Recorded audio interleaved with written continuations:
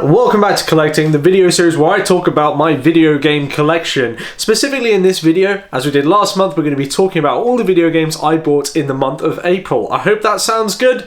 Let's get right into things.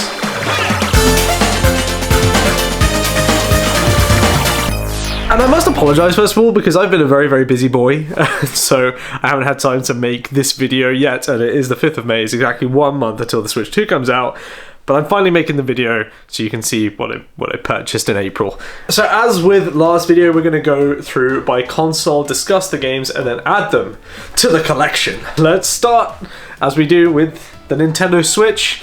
Let's talk about the Switch games that I bought in April. I got 2 games for the Nintendo Switch family of systems this month, and I want to talk about those. So first of all, we're going to start out with Tomb Raider 1, 2, and 3 Remastered. So this was a remaster of the original Tomb Raider games done by the lovely people at Asper, and this came out quite a while ago. This isn't a new release or anything, but I saw it online for very cheap. It was around £16, I think, for a brand new copy. Here's the inside, nothing very exciting going on there. Now, why did I pick this up? First of all, it seems like this is a really loving and caring remaster of these games. Very faithful to the original material, very faithful to the original games, and even though they have remastered the graphics, remastered the art style, it still is very much in keeping with the style of games of those times. It's not like it's fully modernized to like a 2025 art style.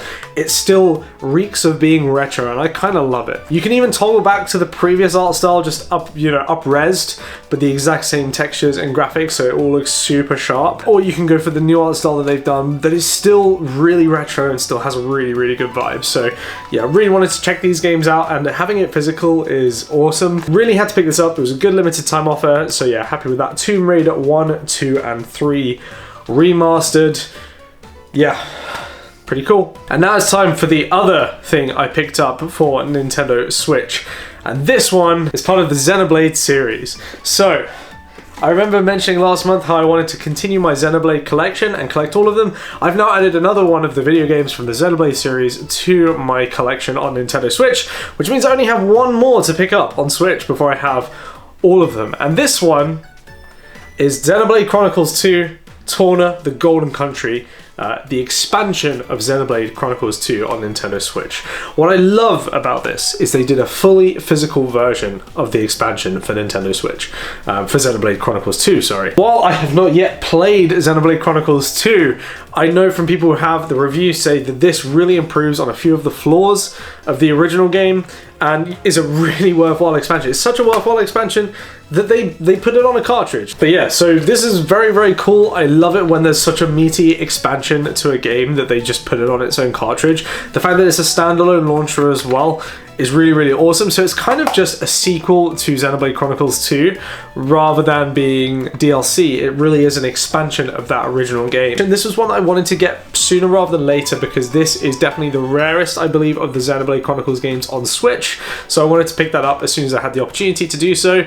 It was a little bit more at a higher price, but I'm very glad I did so. I think this was around £35 in the UK, whereas the expansion I think is around £18 to £20 digitally. The Torna Golden Country expansion for Xenoblade Chronicles 2 is available physically. I got it for Switch. Very happy to have this part of my collection. And like I say, I only need to get Xenoblade Chronicles 3 now, and then I'll have the full collection on Switch. So yeah, these are my 2 Switch games for the month. Slightly smaller haul this month, but yeah, these are the 2 Switch games I picked up. Very happy with these. I think very worthwhile additions to the collection. Really excited to eventually get stuck in to both of these games. So without further ado, let's add them to the collection.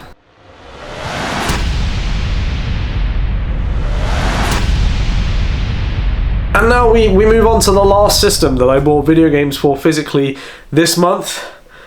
And let's talk about it. It's the PS2. So the first one is an absolute classic that I picked up because it just has a huge amount of childhood nostalgia for me. And as I think I've mentioned in previous collecting videos, the PS2 collection, I really want to focus on the games that I have huge nostalgia for. You know, these are games that have been lost to time or traded in or whatever, that I don't have access to anymore. But this one is The Incredibles for PS2. This game, I remember it being a whole ton of fun. I don't know if it holds up still, but you know, in my head, it holds up super well. There was actually a sequel to this game made before The Incredibles 2 was a thing as a movie. There was The Incredibles Rise of the Underminer, which I remember not being as good as this one. This one comes with obviously the disc and the manual. Oh, I miss the days of the manual, as we've lamented before, but very happy with this one. You know, what I really enjoyed about this is you could play as each of the 4 family members of The Incredibles. You can play as the mum, the dad, the daughter, and the son. Helen, Robert, Dash, and Violet. There we go. You can play as all of them. They all have their own unique powers and abilities, so it means you keep things fresh as you play through the levels. I remember the level of Dash running through the forest away from the bad guys. You know, you're running on water, you know, you're running super fast.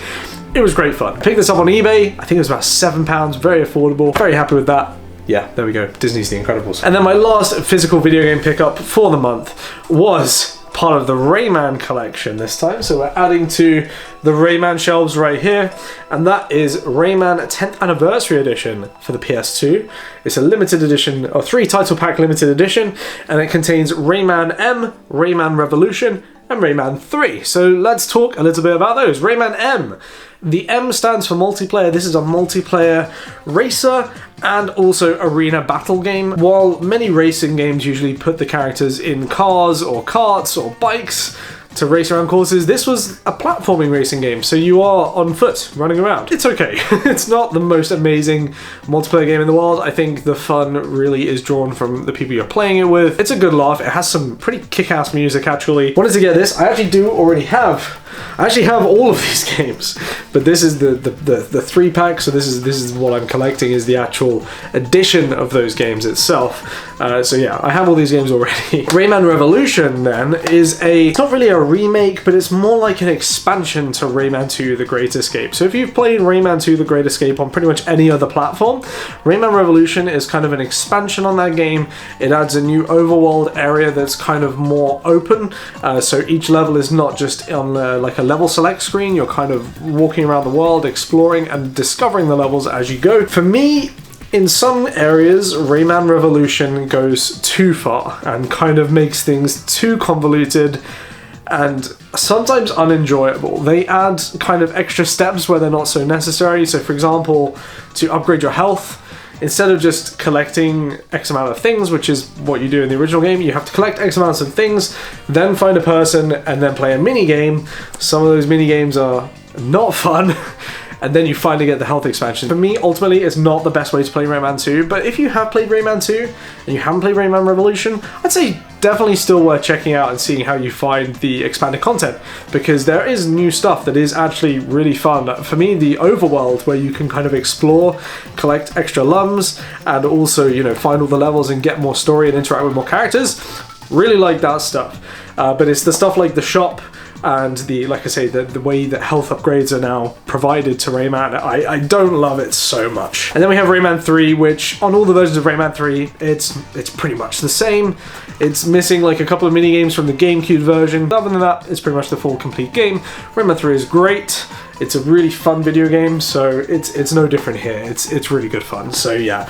And what I love about this, so we have sort of like, okay, the thing I don't love about this is that all the discs are stacked, which I don't like, because this doesn't feel good for game preservation. The 3 stacker also feels loose, and it doesn't feel safe, not gonna lie. I feel like there's a better way to pack these games here. But what I do really like about how this game is put together is the manual has all 3 manuals for the 3 games compiled, so you have access to all of them. It's really nice to have all of those available to you if you've just picked up this version, to get the most cost-effective way of playing all 3 of these Rayman games. So yeah, Rayman 10th Anniversary Edition, really good collection, very cost-effective way of getting the games, and these days you can get this for about £10 on eBay. In terms of like the design and stuff, I'm not in love with it. It's fine. And so yeah, those are the PS2 games I picked up this month. Let's add them to the collection.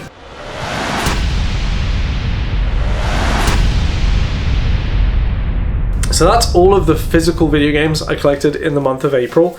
One thing I did want to talk about is, digital games. So in this series, I don't intend on talking too hugely about digital games, but I did want to call out one. A really big one that came out recently was the Elder Scrolls 4 Oblivion Remastered. I did pick this up and sent it to my wife. She's a big Elder Scrolls fan, so for her, that was her game in April. Yeah, I think that's pretty much everything. The only other fun thing I did get is this new Rayman plushie. Let me take him down without ruining my entire collection. And yeah, he's just a little cutie, so I just wanted to call that out as well. But yeah, that's pretty much it for the month of April. So yeah, those are all the video games I bought in April. It's definitely a smaller month than March. The March video I did was pretty huge, and there's definitely a big reason for that coming out in June. You may have guessed, it's the Nintendo Switch 2. A lot of the money that I'll be spending on video games is going towards that. However, for the month of May, I do have a couple of cool video games coming to my collection, so definitely subscribe. So when the collecting video from May comes out, you'll get to see those, because I'm looking at one on my desk right now and it is pretty cool. I'm pretty happy with that, and I've got another one on the way as well that I'm pretty chuffed with as well, so stay tuned to find out what those are. So yeah, what do you think of the video games I bought in April? Do you like them? Do you have any thoughts on them? Which of them is your favorite? Did you pick up any video games in April? Let me know down in the comments. I'd love to hear what you picked up during that month. But for now, everyone, thank you very much for watching. We'll see you next month for the next collecting video.